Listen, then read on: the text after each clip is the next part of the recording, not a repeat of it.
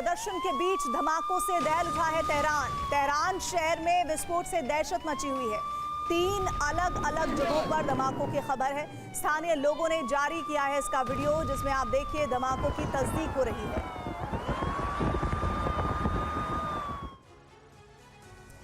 America और Iran के बीच छल युद्ध छिड़ा हुआ है। यह युद्ध सीधी लड़ाई से ज्यादा खतरनाक है। ट्रंप ईरान में गृह युद्ध भड़काकर खामेनेई की सत्ता हिलाने की कोशिश में लगे हैं और ईरान ने अमेरिका को 3 अलग अलग मोर्चों पर घेरकर हैरान कर दिया है। ईरान ने कतर में अमेरिका के खुफिया ठिकाने को ढूंढकर मिसाइलों के टारगेट पर उसे लिया है।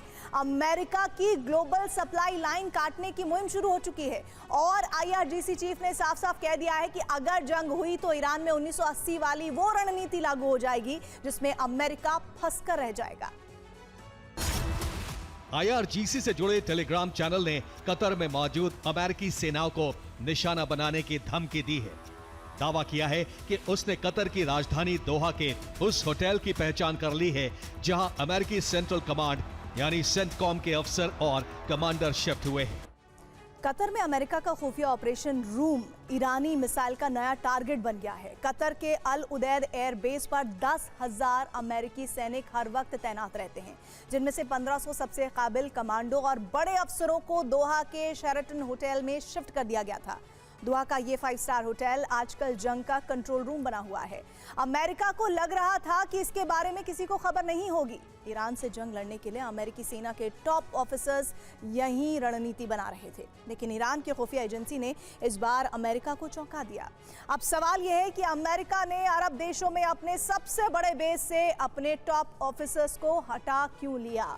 इसीलिए क्योंकि पिछले साल अल उदैद एयरबेस पर ईरान का मिसाइल हमला हुआ था और इस हमले से अमेरिका का मजबूत एयर डिफेंस सिस्टम भी फेल हो गया था और एयरबेस पर धमाके हुए थे। इस होटल में US सेंटकॉम के ऑफिसर्स भी मौजूद थे। ब्रिटेन के सैन्य अधिकारी और सैकड़ों सैनिक एक ही छत के नीचे थे। ईरान का मैसेज साफ है, 2025 की तरफ मिसाइल बेस पर नहीं चलाएंगे, मिसाइल वहां बरसाएंगे जहां सबसे ज्यादा नुकसान हो।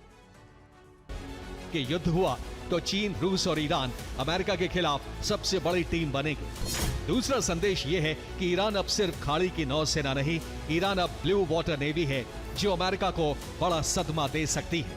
Cap of Good Hope global trade system का सेफ्टी वॉल्व है, क्योंकि आम हालात में एशिया, यूरोप, अमेरिका का बड़ा ट्रेड सुएज कैनाल से निकलता है। लेकिन अगर किसी युद्ध की वजह से सुएज कैनाल असुरक्षित या बंद हो जाए तो जहाज पूरा अफ्रीका घुमाकर केप ऑफ गुड होप से जाते हैं। केप ऑफ गुड होप खतरे में है। युद्ध अभ्यास के नाम पर चीन, रूस और ईरान के जंगी जहाजों ने इस रास्ते को पूरी तरह से घेर लिया है।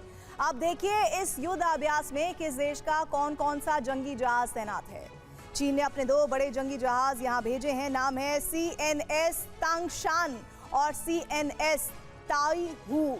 ईरानी नौसेना ने जिन जहाजों को यहाँ भेजा है उनका नाम है IRIS माकरान और IRIS शहीद नागदी, IRIS शहीद महदवी। ये ईरान की नौसेना के सबसे बड़े जंगी जहाज हैं और इनके अलावा दक्षिण अफ्रीका के भी कई जंगी जहाज इस युद्ध अभ्यास में शामिल हैं, जिनमें सबसे बड़ा है फ्रिगेट SAS अमातोला। रूस के भी कोरवेट जैसे कई जंगी जहाज केप ऑफ गुड होप के आसपास तैनात किए गए हैं। IRGC चीफ कमांडर मोहसिन रजाई ने कहा है, अगर हालात ने मजबूर किया तो ईरान 1980 की तरह सीक्रेट डिफेंस रणनीति अपनाएगा और अमेरिका के लिए गंभीर समस्याएं खड़ी हो जाएंगी। सीक्रेट डिफेंस यानी पवित्र रक्षा की रणनीति, एक तरह का धर्म युद्ध जिसमें देश के नागरिक भी युद्ध में शामिल हो जाते हैं और युद्ध बहुत लंबा खिंचता चला जाता है।